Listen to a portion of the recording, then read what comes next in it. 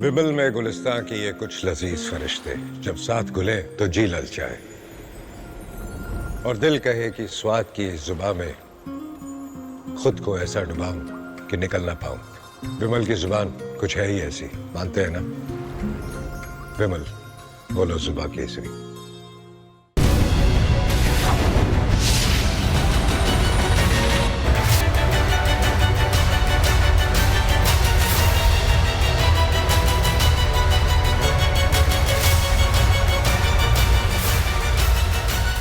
नमस्कार, रिपब्लिक भारत देख रहे हैं आप। आपके साथ मैं हूं सुमित चौधरी। वक्त हो गया है आपके फेवरेट शो तरकश का, और तरकश में शुरुआत जो है वो प्रयागराज से करने वाले हैं, क्योंकि प्रयागराज की बात करें तो पूरी तरह से बवाल देखने को मिल रहा है। बड़ी खबर आपकी बताऊंगा, जहां पर प्रयागराज के करछना में भारी बवाल देखने को मिला है। सांसद चंद्रशेखर के समर्थकों की तरफ से उत्पात मचाया गया है, और न सिर्फ गाड़ियों में तो पुलिस की गाड़ियों को भी निशाना बनाया गया है। यह बड़ी जानकारी प्रयागराज के करछना से सामने आई है, जहां पर सांसद चंद्रशेखर के समर्थकों ने जमकर उत्पात मचाया। आपको बताएं, और तस्वीरें भी आप देख रहे हैं, जिसके बाद इलाके में जो भारी तनाव है वो फैला हुआ है। वहीं भारी पुलिस फोर्स को तैनात किया गया है। जानकारी यह है कि चंद्रशेखर जो सांसद हैं वो पहुंचे थे करछना में, लेकिन उन्हें रोका गया। तो उसके बाद उनके समर्थकों की तरफ से न सिर्फ आम गाड़ियों को निशाना बनाया गया, बल्कि जो वहां पर पुलिस की गाड़ियां थी उन पर भी पथराव किया गया। हमारे सहयोगी सागर इस वक्त सीधा ग्राउंड पर है, पुलिस की टीम जो है वो भी वहां पर दिख रही है। सागर, क्या कुछ हुआ है वहां पर और क्या इस वक्त सिचुएशन है, जरा बताइए। सुमित, अगर हम बात करें तो पूरे इस समय करछना इलाके में पेट्रोलिंग की जा रही है। पेट्रोलिंग इस बात को लेकर कि अब लॉ एंड ऑर्डर कैसे मेंटेन रहे। पुलिस लगातार देखिए इसीलिए देर रात को यहां पर देखिए गश्ती कर रही है पूरे इलाके में, क्योंकि अभी भी जो सड़क पर है शीशे के टुकड़े दिखाई दे रहे हैं, जगह जगह पर मलबे भी दिखाई दे रहे हैं। जमकर यहां पर उत्पात मचाया चंद्रशेखर के समर्थकों ने। यही नहीं, पुलिस लगातार अब यह भी कह रही है कि अब एनएसए के तहत, गैंगस्टर एक्ट के तहत बड़ी कार्रवाई की जाएगी उन अपराधियों पर। देखिए, मैं दूर तक जहां तक कैमरे की नजर जाएगी, भारी संख्या में इस समय पुलिस बल की तैनाती पूरे इस समय प्रयागराज के करछना इलाके में। हाथों में इनकी बुलेट प्रूफ जैकेट है, वो सारे वेपन्स हैं कि कैसे अपराधियों पर नकेल कसी जाएगी अगर आगे वो इस तरह का दुस्साहस अगर करेंगे तो। अगर हम बात करें करछना में इस समय देखिए लगभग पीएससी की भी कई सारी टीमें यहां पर तैनात की गई हैं, और तमाम यूपी पुलिस के अधिकारी इस समय ग्राउंड पर उतार दिए गए हैं सुमित। लेकिन अभी अगर मैं बात करूं तो 100 से ज्यादा जो देखिए गाड़ियां यहां पर जली हैं, मलबे में हमने वो देखा, तस्वीरें भी भेजी हैं। अब ये जांच की जा रही है कि आखिर वो गाड़ियां कैसे जली, किसकी किसकी गाड़ियां थी, कैसे उन संपत्तियों को देखिए अब यहां पर उन लोगों से वसूला जाएगा, इसकी भी बड़ी तैयारी है। अभी तक बड़ी बात है कि 20 से ज्यादा लोगों की गिरफ्तारी हो चुकी है। कुछ देर पहले जो यहां पर अपडेट मिली डीसीपी की तरफ से, 20 से ज्यादा आरोपियों की गिरफ्तारी इस पूरे मामले में। अभी आगे और भी गिरफ्तारियां होंगी, क्योंकि ये संख्या 10,000 के करीब थी जब यहां पर समर्थक पहुंचे थे। और पूरी देखिए रात भर लगभग इसी तरह से लॉ एंड ऑर्डर मेंटेन रखने के लिए पूरे इलाके में पुलिस बल की पेट्रोलिंग चलती रहेगी, ताकि जो उपद्रवी है रात में कहीं एक्टिव ना हो जाए, कहीं फिर लोगों को नुकसान न पहुंचाए। क्योंकि निजी गाड़ियों के साथ ही साथ पुलिस की लगभग 4 से 5 गाड़ियों को तोड़ दिया गया, आग के हवाले कर दिया गया गाड़ियों को। अब हालात यहां पर बेकाबू ना हो, पुलिस का इकबाल यहां पर कायम रहे, इस बारे में लगातार प्रयास अभी किया जा रहा है। लेकिन चंद्रशेखर रावल की बात करें, इस समय देखिए नजरबंद है प्रयागराज में, जहां पर सर्किट हाउस में सुबह में था वहां पर, तो उनको नजरबंद इसीलिए किया गया ताकि अगर वो यहां पर आते तो हालात बेकाबू उस समय हो सकते थे। लेकिन उनके समर्थक देखिए जमकर जो उपद्रव मचाए, आजाद समाज के बैनर के झंडे तले आखिर वो लोग कौन थे, उनकी पहचान अब की जा रही है।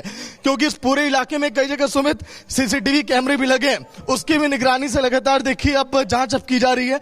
और अभी लगभग मैं 1 किलोमीटर दूर तक आ गया हूं पूरे इस करछना इलाके में, इसीलिए पेट्रोलिंग की जा रही है, क्योंकि कहां कहां से उपद्रवी देखिए एकत्रित हुए थे उसकी भी जांच अब की जा रही है। क्योंकि पत्थरबाजी जो की गई, वो पत्थर आखिर कहां से फेंके गए, पत्थर इकट्ठे कैसे हुए, उन तमाम बारीकी से पहलुओं पर पुलिस की टीम अब जांच कर रही है कि आखिर ये हंगामा यहां पर कैसे बरपा। सवाल भी है, और बहुत महत्वपूर्ण तस्वीरें आप लगातार दिखा रहे हैं कि आखिर ये शुरुआत हुई कैसे थी, ये हालात इतने कैसे बिगड़ गए थे, ये भी बताइए जरा।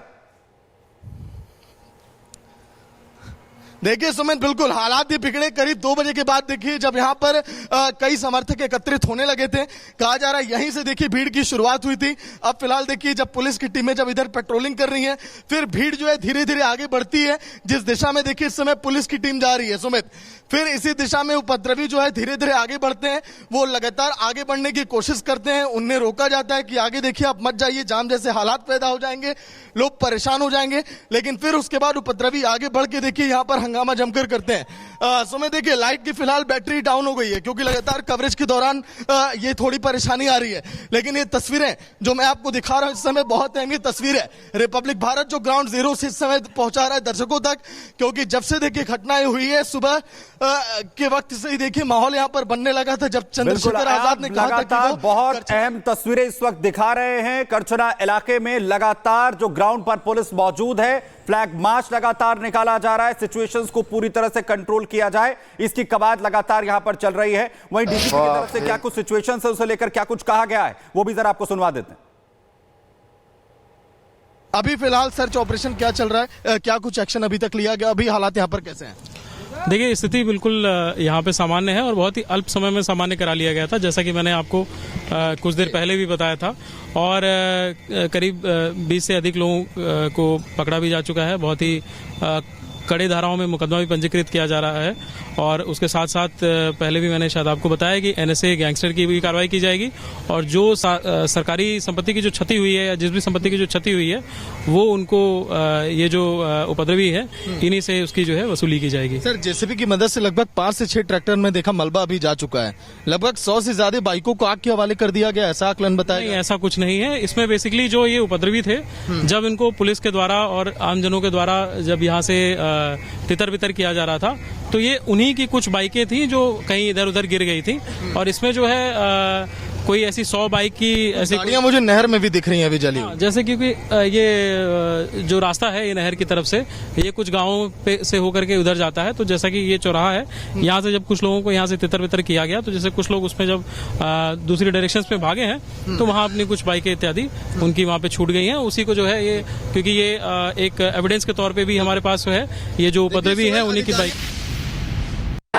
जारी है। जिस तरीके से ये पूरा उपद्रव किया गया, दरअसल पूरा विवाद कैसे शुरू हुआ उसकी ये 3 तस्वीरें आप देखिए। पहले चंद्रशेखर रावण जो कि सांसद हैं वो यहां पर पहुंचे थे और जब पुलिस प्रशासन ने यहां पर रोका क्योंकि दलित की जिस तरीके से हत्या की गई थी उस परिवार से मिलने के लिए जाना चाहते थे, लेकिन हालात जो हैं वो किस तरीके से खराब हो सकते हैं इसका हवाला दिया गया। लेकिन चंद्रशेखर रावण के समर्थकों ने क्या किया, कार्यकर्ता जो हैं वो बवाल करते नजर आते हैं और हालात ये हो जाते हैं कि पुलिस की गाड़ियों तक पर पथराव कर दिया जाता है और जो भी सामने आया उसे आग के हवाले कर दिया गया, हालात को पूरी तरीके से बिगाड़ दिया गया।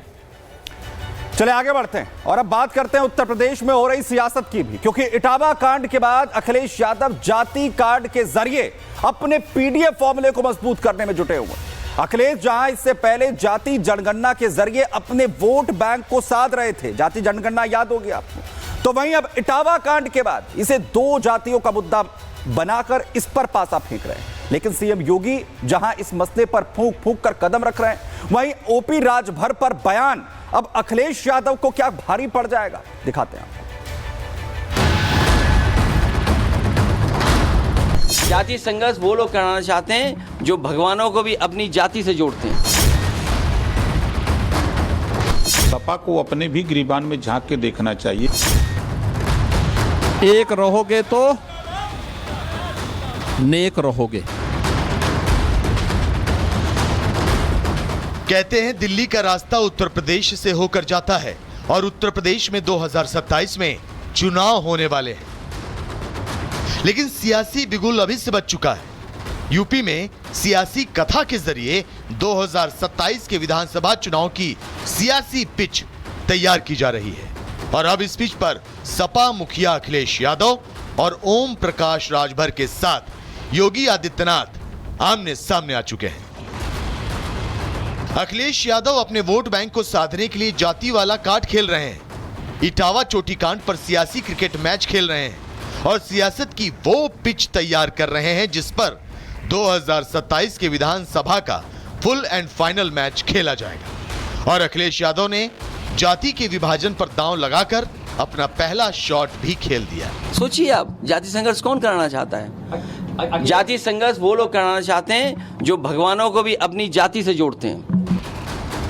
लेकिन अखिलेश यादव के जाति वाले दांव को सुबह सपा अध्यक्ष ओपी राजभर ने बेकार कर दिया। इस सियासी मैच को ओपी राजभर की एंट्री ने और रोमांचक बना दिया। देखिए, सपा जिस मुद्दे को उठा रही है, सपा को अपने भी गिरीबान में झांक के देखना चाहिए कि 4 बार सरकार रही, जब अति पिछड़ों को हिस्सा देने की बात आती है तब आपको याद नहीं आता है। अब ओपी राजभर ने खेल बिगाड़ा तो अखिलेश यादव को बुरा लग गया। सपा मुखिया अपनी राजनीतिक महत्वाकांक्षा को भुनाने के चक्कर में पीडीए के बड़े नेताओं का अपमान करने लगे। ओपी राजभर, जिनको पिछड़ों और अति पिछड़ों का बड़ा नेता माना जाता है, जिनके बिना यूपी का सिंहासन मिलना मुश्किल होता है, अखिलेश यादव उन पर ही अभद्र टिप्पणी करने लगे। उनका नाम है ओपी राजभर। वो अपना दल बदलने के मूड में होंगे, गठबंधन बदलने के मूड में होंगे। जब गठबंधन उन्हें बदलना होता है तो वो खिलाफ बोलते हैं किसी के। ये वही अखिलेश यादव हैं जिन्होंने पिछड़ा वोट बैंक के चक्कर में राजभर के साथ गठबंधन किया था।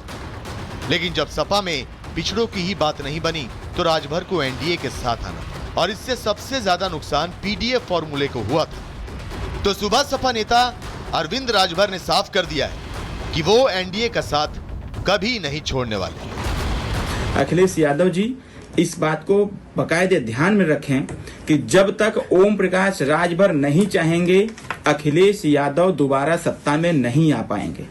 हम असली पीडीए के लोग एनडीए के साथ हैं और एनडीए के साथ मिलकर के एनडीए की सरकार बार बार बन रही है। दरअसल 2017 में ब्राह्मणों के 83% वोट बीजेपी को और 7% सपा को मिले थे।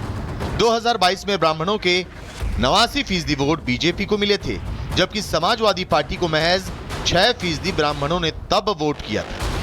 साल 2017 में यादवों के वोट बैंक की बात करें तो केवल 10% यादवों ने ही बीजेपी को वोट दिया था, जबकि 68% वोट सपा को मिले थे। वहीं साल 2022 में 12% यादवों ने बीजेपी को, जबकि 83% ने समाजवादी पार्टी को वोट किया। यानी कि यादव वोट पर परंपरागत रूप से समाजवादी पार्टी की पकड़ रही है। लेकिन 2017 से 2022 में 2% यादव वोटों की कमी अखिलेश यादव को खल रही है, और यही वजह है कि कथावाचक विवाद को जातीय रंग देकर यूपी की राजनीति को गरमाने की कोशिश हो रही है। साथ ही 2027 की पिच को सेट करने की तैयारी की जा रही है। लेकिन सीएम योगी ने साफ कह दिया है कि बंटोगे तो कटोगे और एक रहोगे तो नेक रहोगे। वोट बैंक के लिए लोग कब तक और कितना बांटेंगे देश को? मैं तो बार बार इस बात को कहता हूं कि बंटोगे तो कटोगे, एक रहोगे तो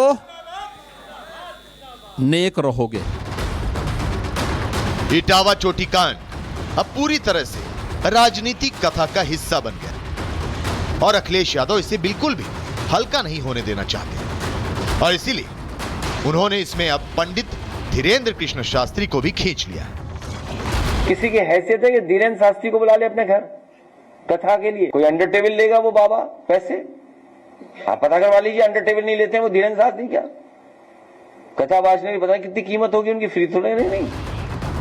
अखिलेश यादव अब इस कांड में खूब खाद पानी देने में जुटे हुए हैं, लोगों को जाति के चक्कर में बांटने में लगे हुए हैं। तो यूपी सरकार में मुस्लिम मंत्री दानिश आजाद अंसारी ने भी अखिलेश यादव को करारा जवाब दिया।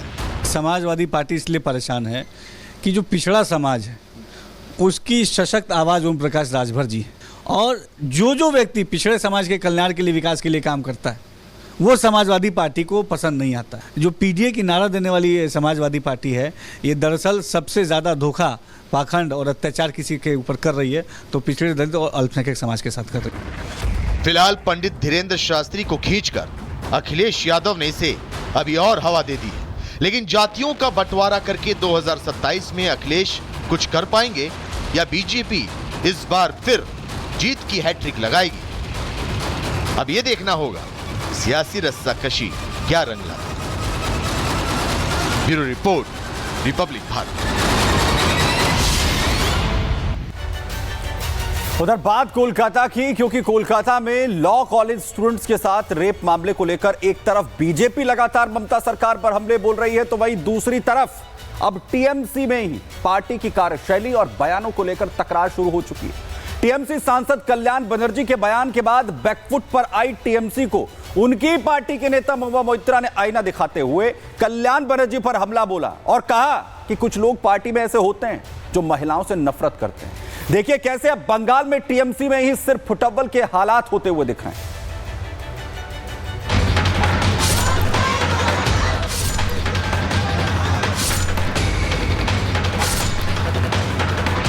একটি নারী hater, that is Mahua Moitra. I hate her. He is harbour criminals. এ আমার শুধু একার ইমোশন নয়, অনেকের আছে। और जब सरकार सोती है तो किसी ना किसी को जागना पड़ता है। भारत में बेटियों को देवी का दर्जा दिया जाता है, हर घर में बेटियों की पूजा की जाती है, लेकिन ममता दीदी के राज में ही पश्चिम बंगाल में बेटियां सुरक्षित नहीं हैं। जिस राज्य की कमान एक महिला के पास हो और उसी प्रदेश में महिलाओं पर घिनौना अत्याचार हो, तो इससे ज्यादा खौफनाक और क्या ही हो सकता है। लेकिन इससे भी ज्यादा खौफनाक है वहां का सियासी मंजर। मतलब जिस पार्टी को बेटियों की सुरक्षा पर ध्यान देना चाहिए था, उसी पार्टी में क्लेश चल रहा है। बयानबाजी को लेकर सत्ताधारी टीएमसी के नेता आपस में ही भिड़े हुए हैं। पहले पार्टी के सांसद कल्याण बनर्जी ने गैंगरेप को लेकर ऐसा बयान दिया कि पार्टी को ही अपने सांसद के बयान से किनारा करना पड़ा।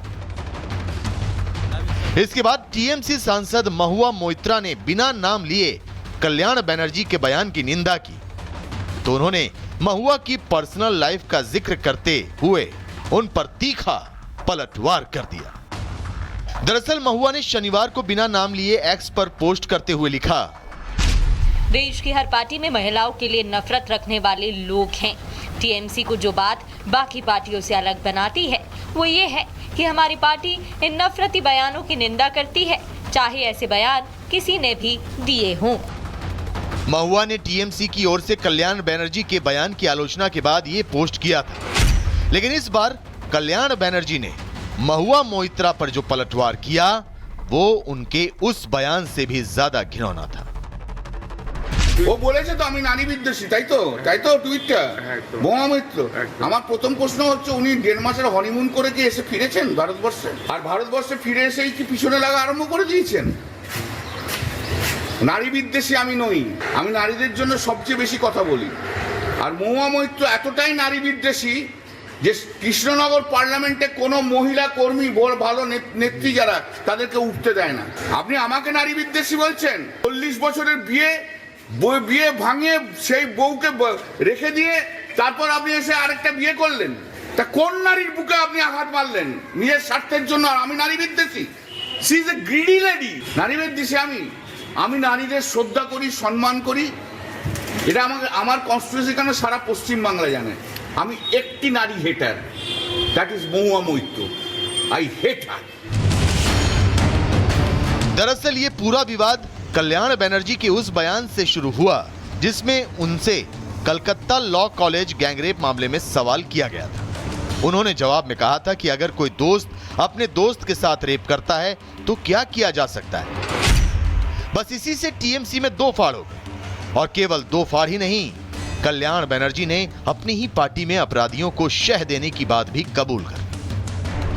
কালকে রাত্রিবেলা একজন আমাদের মহিলা এমপি আমাকে একটা এসএমএস করেছে, টেক্সট করেছে, তাতে লিখেছে যে আই ফুললি সাপোর্ট দিয়ে তৃণমূল ছাত্র পরিষদের একটি নেতার নাম লিখেছে হি ইজ হারবার ক্রিমিনালস। বুঝতে পারছেন? একজন মহিলা সাংসদ কিন্তু আমাকে কাল লিখেছে, আমি নাম আর বলতে চাই না। আমার শুধু একার ইমোশন নয়, অনেকের আছে। আমাকে কন্ডেম করুক, আমাকে ডিসোসিয়েট করুক, আমার কোনো আপত্তি নেই, কিন্তু ওই কন্ডেম আগে ওদের করলেন না কেন?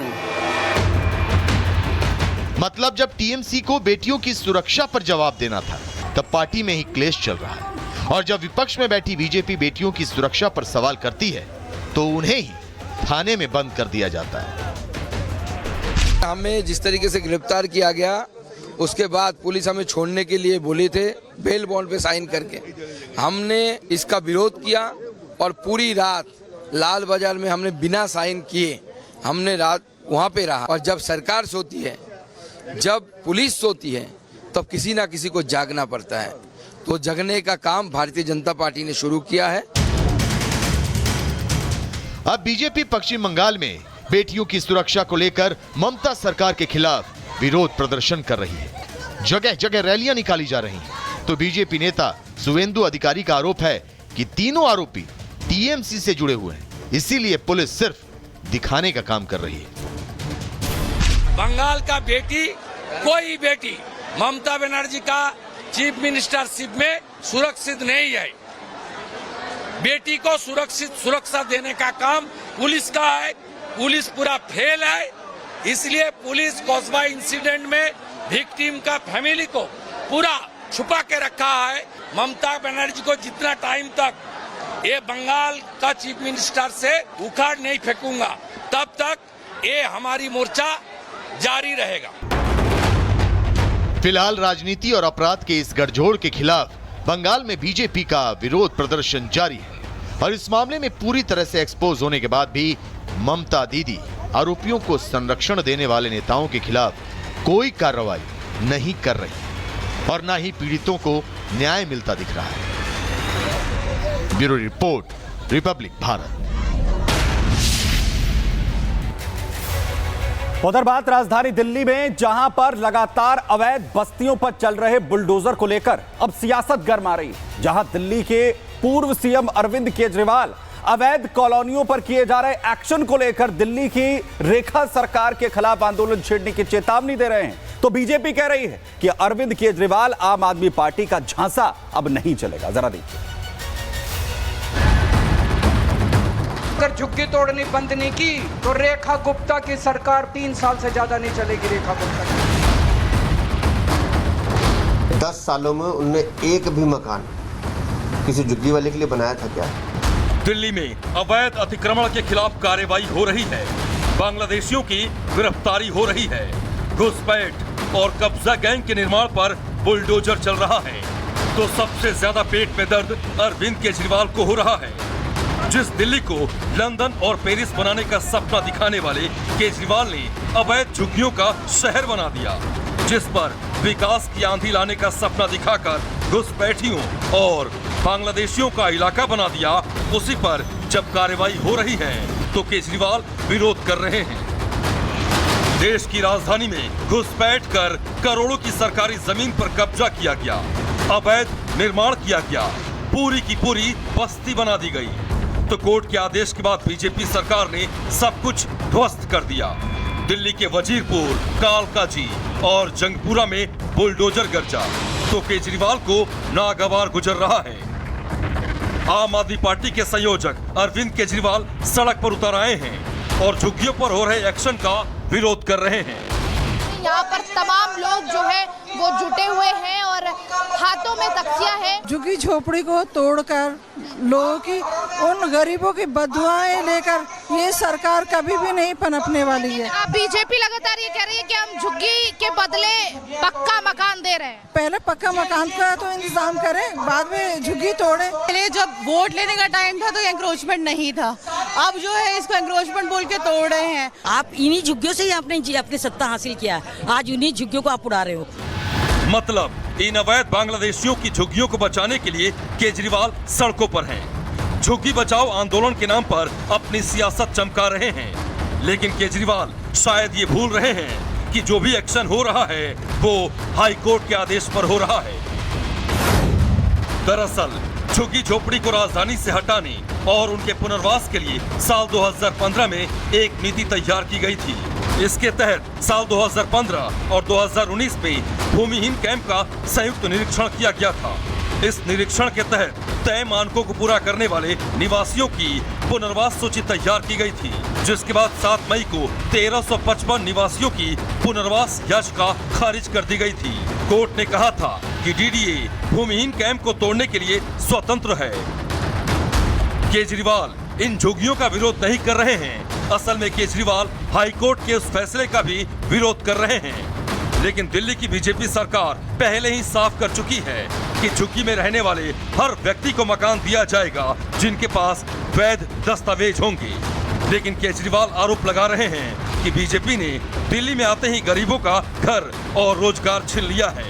हालांकि बीजेपी ने पलटवार करते हुए कहा है कि केजरीवाल घड़ियाली आंसू बहा रहे हैं। मैं चेतावनी देना चाहता हूं भारतीय जनता पार्टी को, या तो ये झुग्गी तोड़ने से बाज आओ। अगर तुम बाज नहीं आए, अगर तुम लोगों ने झुग्गी तोड़ना बंद नहीं किया, इसी जंतर मंतर से आज ये आंदोलन शुरू हुआ है। और आज मैं कह रहा हूं, अगर झुग्गी तोड़नी बंद नहीं की तो रेखा गुप्ता की सरकार 3 साल से ज्यादा नहीं चलेगी। रेखा गुप्ता की सरकार, वो जिस तरह के घड़ियाली आंसू बहा रहे हैं, तो अरविंद केजरीवाल को बताना चाहिए था पिछले 10 सालों में उनने एक भी मकान किसी झुग्गी वाले के लिए बनाया था क्या? और नरेला में जो 50,000 मकान बने हुए थे उसे खंडर कर दिया अपनी जिद की वजह से, लेकिन इन गरीब लोगों को नहीं दिया। और आज जब दिल्ली की सरकार जलियांवाला बाग में, कालका जी में, कलिंदर कॉलोनी में और नरेला वाले मकानों को बनाकर दोबारा से झुग्गी वाले को देने की बात कर रही है, तो इन्हें तकलीफ होती है। इससे पहले 10 जून को पूर्व सीएम आतिशी भी कालका जी के भूमिहीन कैंप में अवैध झुग्गियों को तोड़े जाने का विरोध करने पहुंच गई थी। और केवल विरोध ही नहीं किया, बल्कि वहां के लोगों को इकट्ठा कर माहौल बिगाड़ने की कोशिश भी की थी। नारेबाजी की गई थी, जिसके बाद दिल्ली पुलिस ने आतिशी को हिरासत में ले लिया था। अब सवाल ये है कि जब झुग्गी के बदले नया और पक्का मकान दिया जा रहा है, तो ये विरोध क्यों हो रहा है? जब केजरीवाल सत्ता में थे तो दिल्ली को पेरिस बनाने के सपने दिखाए गए थे, लेकिन न तो वे वादे पूरे हुए और न ही सपने। यही वजह है कि बीजेपी को मौका मिलते ही घुसपैठियों के साथ साथ कब्जा गैंग पर भी ताबड़तोड़ एक्शन लिया जा रहा है। Bureau report, Republic Bharat. तो चलिए इसी के साथ तर्कश में फिलहाल के लिए इतना ही। विमल में गुलिस्तां के ये कुछ लजीज फरिश्ते जब साथ घुलें तो जी ललचाए और दिल कहे कि स्वाद की जुबान में खुद को ऐसे डुबाऊं कि निकल ना पाऊं। विमल की जुबान कुछ है ही ऐसी, मानते हैं? विमल, बोलो जुबान कैसी?